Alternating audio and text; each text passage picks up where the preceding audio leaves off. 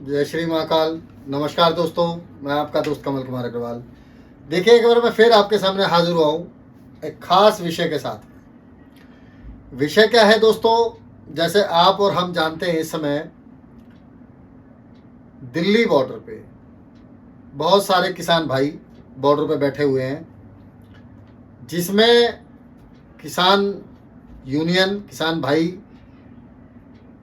बहुत सारे लोग बैठे हुए हैं। कुछ बिजनेसमैन भी हैं, कुछ मजदूर भी हैं, कुछ अलग अलग वर्ग के लोग बैठे हुए हैं। और झगड़ा किससे? सरकार से। मैं एक ऐसा विश्लेषण लेके आया हूं दोस्तों, जो आपको सबको अच्छा लगेगा, ऐसा मुझे लगता है। कुछ ज्ञान की बातें हैं, कुछ आप सीखे, कुछ हम सीखेंगे। चलिए बात करते हैं कि ऐसा क्यों हो रहा है कि सरकार और कृषि क्यों झगड़ रहे हैं आपस में, या किसान क्यों झगड़ रहे हैं आपस में। कारण क्या है? ज्योतिषी कारण। अब उनकी मांगे क्या है, या उनकी मांग जायज़ है या नाजायज़ है, हमें इस चीज़ में नहीं पड़ना। सरकार अपना काम करे, पुलिस प्रशासन अपना काम करे, किसान भाई अपना काम करें। हमें इस बात से कोई मतलब नहीं है। हमें सिर्फ विश्लेषण देखना है कि ऐसा हमारे देश में क्यों हो रहा है, क्योंकि देश तो अपना ही है ना, हम सबका। तो हमें सबसे पहले दो चीज़ देखनी होंगी। लगन। दोस्तों, हमारे देश की जो लगन होती है वो वृषभ लगन होती है। वृषभ लगन की आज मैंने पत्रिका बनाई है, और वृषभ लगन से हम जानेंगे कि हमारे देश में ये परेशानी क्यों है और कब तक रहेगी, जिसका हम कोशिश करेंगे बताने की। चलिए शुरू करते हैं कि ऐसा क्यों हो रहा है।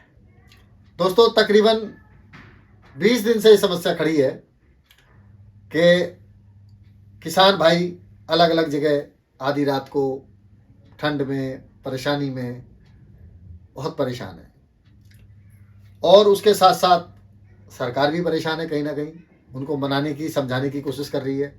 तो इसमें हम मानते हैं कि दोनों अपनी अपनी जगह बिल्कुल ठीक है, अपनी अपनी जगह, क्योंकि देखने का नज़रिया आप सबका अलग है।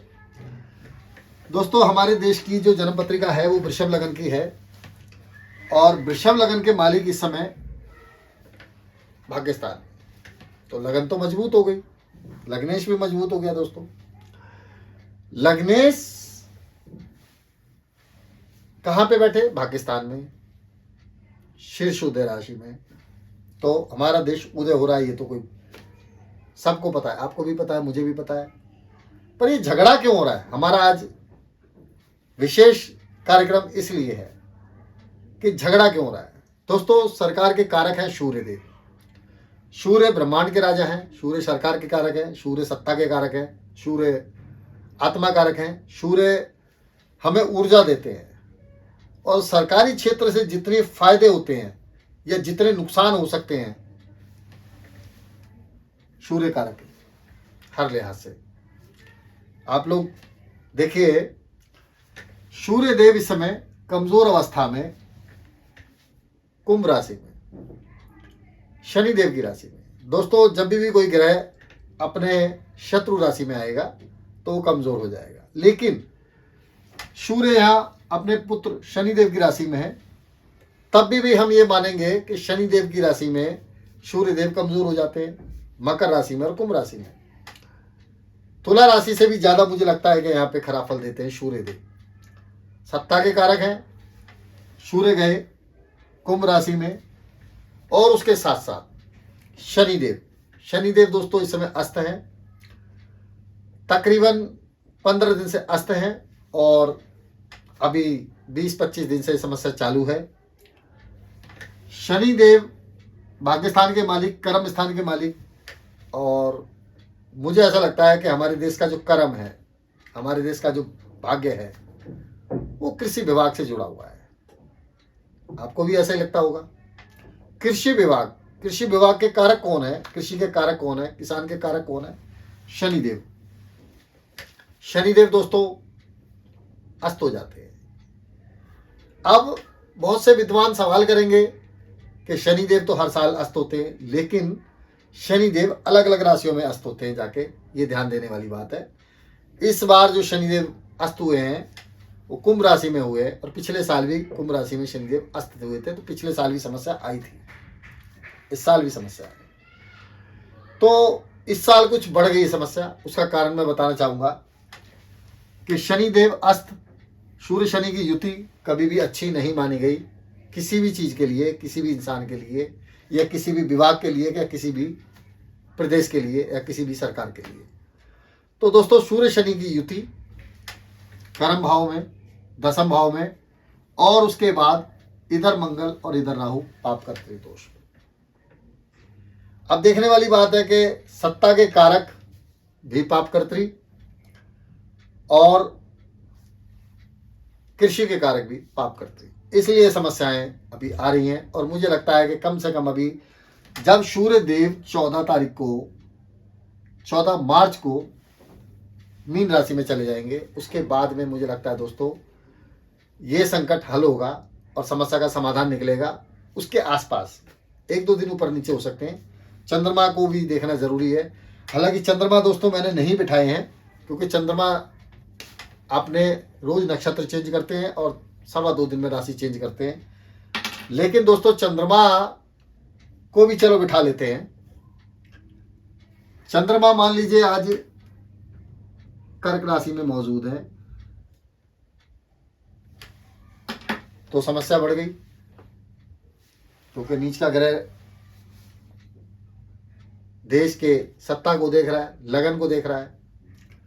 उसके साथ साथ ज्ञान, समझने वाली बात है, ज्ञान के कारक गुरुदेव दोस्तों 12वें घर में गोचर कर रहे हैं। तो इसको हम इस तरीके से कह सकते हैं कि ज्ञान की कमी कोई नहीं है, क्योंकि गुरुदेव अपनी मित्र राशि में बैठे हैं, तो ज्ञान की कमी नहीं है। लेकिन ज्ञान किसी के काम नहीं आ रहा। क्यों काम नहीं आ रहा? क्योंकि गुरुदेव 12वें घर में विनाश भाव में गोचर कर रहे हैं। और मंगल जो पुलिस के कारक है, सेना के कारक हैं, उनकी जिम्मेवारी थोड़ी बढ़ गई है। क्यों बढ़ गई है दोस्तों? मंगल इस समय उच्च राशि में है। मंगल सेनापति हैं, मंगल फौज हैं, मंगल सरकार के सेनापति है। मंगल की जिम्मेवारियां इस समय बढ़ी हुई हैं। मंगल उच्च राशि में बैठे हैं और मुझे लगता है पुलिस, फौज और प्रशासन का काम इस समय थोड़ा अधिक हो गया है। इसलिए मंगल देव अपनी भूमिका निभा रहे हैं।